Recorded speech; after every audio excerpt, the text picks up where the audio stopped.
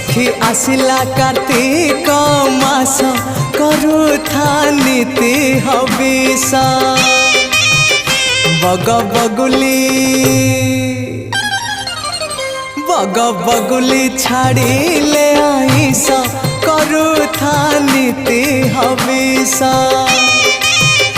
सखी आसिला कार्तिक मास करुथा नीति हविष करुथा नीति हविष।